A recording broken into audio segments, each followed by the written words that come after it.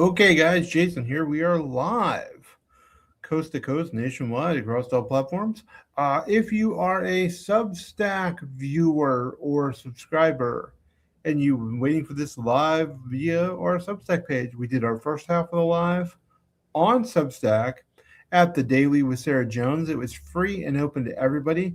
I encourage everyone to come on over the next time we do one of these. I'll post it everywhere. Join us for the first half. This is part two. Now, Substack's platform has some limitations. So the best we can do, we can't really share video and do some of the cool stuff we can do here. Here, we're going to talk about some things that we don't really get to do that much on Substack, and we get to expand the conversation a bit. Look, what the Supreme Court did to Trump today was kick his presidential power square in the family jewels. Trump has the theory that he is above all branches of government and the president can act unilaterally. Trump believes that he doesn't need anyone else. He doesn't need any help. He doesn't need any support. He doesn't need anything. He can do it all on his own. Well, that theory was just destroyed by the Supreme Court, by a bipartisan majority of the Supreme Court. This wasn't. This was three conservatives, two of quote Trump's judges, including Neil Gorsuch and Amy Coney Barrett, along with Chief Justice John Roberts and the three liberal justices, have struck down his reciprocal tariffs. Now, the problem with the reciprocal tariffs has been that a president has no statutory authority to impose what's basically a tax. A tariff is a tax. The president has no statutory authority to do that on his own, except in limited cases like with aluminum and steel, and there are some other laws where Congress has granted the president tariff authority in a few industries. But a president cannot wake up in the morning and decide that he doesn't like the way foreign leader A spoke to him on the phone and slap a 50% tariff on them. Can't do it. Not legal. As Roberts wrote in the majority's decision, the president needs underlying statutory authority. And you know why? Because the power of the purse doesn't rest with Trump. It rests with Congress or any president.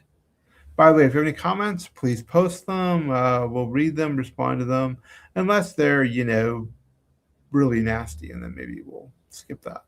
But we have some video here, some really strange video. First of all, Trump was an hour late to this supposed press conference where he reacted. And then he showed up with the lighting turned way down in the briefing room, which the White House ordered. I think they were trying to portray somber and seriousness and darkness, but it just looked like they didn't pay the bill. Or maybe they had a data center where the new ballroom's going to go and it's draining all the power. It didn't work. Whatever drama they were trying to create for this didn't work. If they were supposed to project a somber, serious, in charge president, well, we were dealing with Donald Trump here. So we know that wasn't going to happen. We know things are going to. Trump doesn't do somber and serious. Trump does Trump. He's got 1 year. And that's it. So let's look at his first clip. And it really shows you, first of all, Trump's theory of power.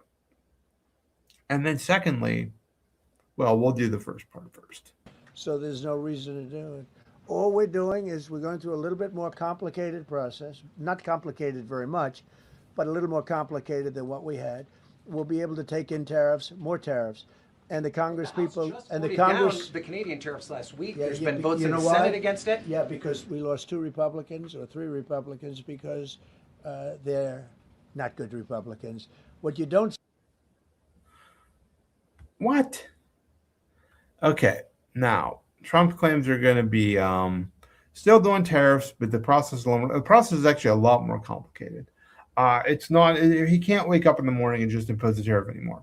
And this process he's going to be using, basically trying to use some older existing laws. this process is going to also be subject to legal challenges. It's not very clear that this will work either. So here we are. The Supreme Court said, no, you can't do this. Trump spent most of the event somber, I characterize it as having some sort of breakdown, because it really did feel like he was having some sort of breakdown. He started ranting about the stock market and the economy.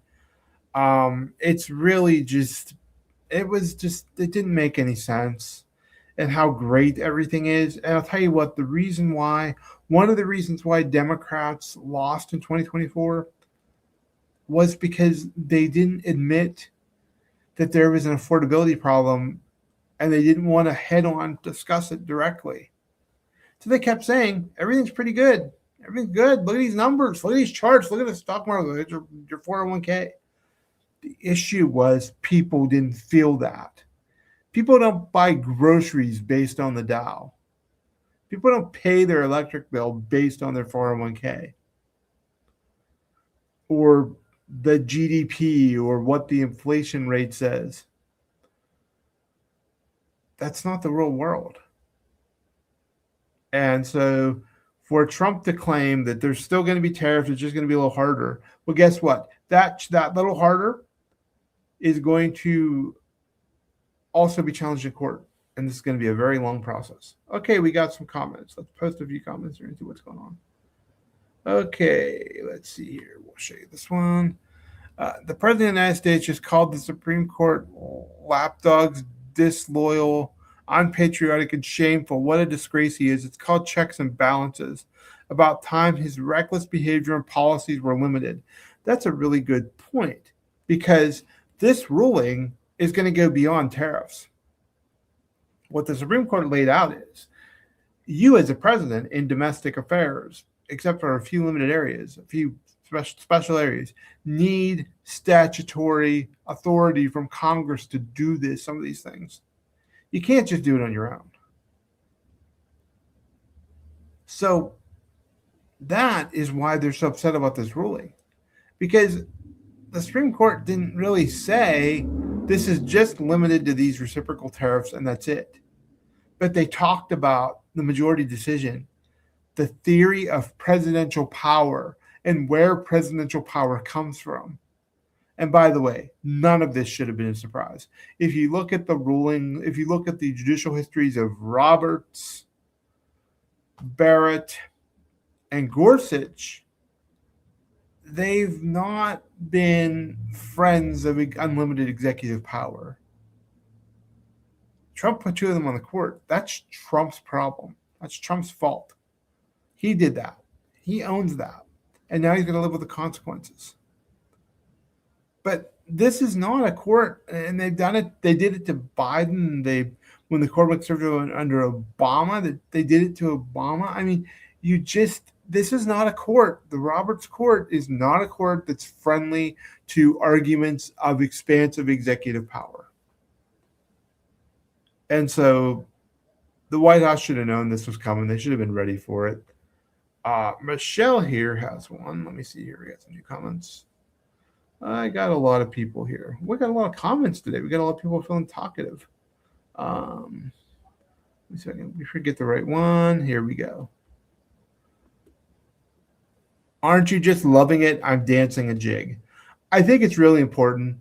I think it's really important that, the country needed to see, because there's been a lot of people hyping up, oh, this is authoritarianism, this is dictatorship. Well, no. People confuse a president with authoritarian desires with authoritarianism. If Trump was unchecked, would he go towards authoritarianism? Oh, you bet. But he's being checked all around him. And then the biggest check that's going to come is if Democrats take back all our part of Congress. Because right now there's no oversight of his administration. That's the big missing piece. Anna says, I think it will also make Trump more dangerous. He will start a Middle Eastern war to get attention away from the competence. Trump's too scared to start a real war. In fact, this whole thing he's doing with a saber rattling with Iran, it's going to be some strikes. It's going to be the same old. Remember what we found in some of the reporting that's come out? Trump talked to Iran last time before he bombed them and asked them if he could do a fake war to help with support back home. No, I think the danger isn't in a Middle Eastern war. Honestly, the danger is in him pushing even harder to break the law and sue me later. I think that's the real problem here.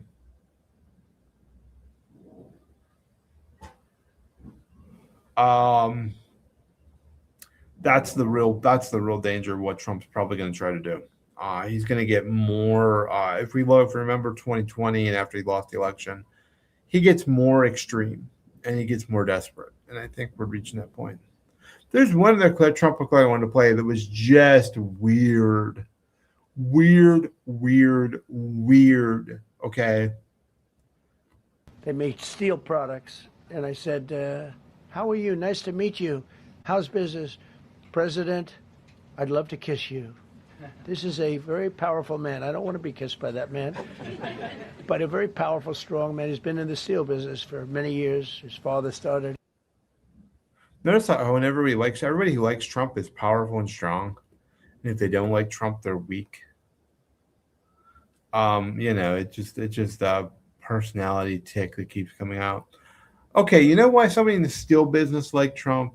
It's not because of anything Trump did. Biden, Obama, I think George W. Bush, you can go back through the administrations, all of them have used tariffs, targeted tariffs to stop Chinese, whether the country now it's Chinese. The Chinese are dumping cheap imported steel into the market. They all do it. And you notice he didn't say to somebody, I was talking to a retailer, I was talking to a restaurant owner, I was talking to somebody who sells goods to the public. And none of those people have said thank you for the tariffs because the tariffs are putting them out of business. Seriously. You're paying more for things because of Donald Trump's tariffs. And Trump doesn't have the power now. Well, he's been affirmed that he doesn't have the power to just do what he wants to do, which destroys his idea that he's a king, his idea that he is above it all, his idea that he is superior to the democratic process. He's superior to our system of governance. None of that's true. None of that's accurate. And now he knows that he's not a king. Now he knows the Supreme Court is not going to be his rubber stamp for everything. And then when Congress is gone, when he loses the House or Senate, or both, he's gonna be there by himself, isolated, with declining power, no status. This is Donald Trump's future. And he's starting to see it. And honestly, this White House should have seen this coming a mile away. Like they just went into this tariff thing, and a big part of this tariff thing was Trump's ego. He thought it made him look strong. So just to be able to call up countries and threaten them with tariffs. And that was the economic policy, kind of an economic extortion. Well, the extortion's over on that front. Now he's going to call them up and threaten an embargo. He's going to threaten not to let any of their goods into the country. That is going to hurt America more than these tariffs. It's going to cause more pain to the American economy, the American people, than these tariffs. Here we go. Bill says, haven't seen this much comedy since I watched last time I watched Laurel and Hardy. Laurel and Hardy are really funny. Like absolute classic. Now on to the State of the Union. Well, yeah, I agree. The State of the Union is going to be really funny too, but for all the wrong reasons. It's going to be really funny because Trump's going to have to stand there and try to defend his failing presidency. I agree. Trump is also unintentionally funny. He makes me laugh a lot. Because he just doesn't know what he's doing. There's nothing worse in life than somebody who's certain they know what they're doing, but he really has no clue. And that's where Donald Trump is as president. So he's going to rant and rave and complain and moan and groan. But the truth of the matter is the system's working. King Trump doesn't exist.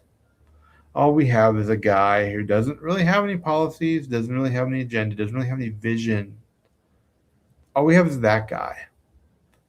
That guy is the one who is, running around trying to pretend to be a president, trying to act like he knows what's going on, trying to act like he's steering the ship. The fact that Donald Trump won't admit the reality of this economy is why Republicans are going to lose the next election.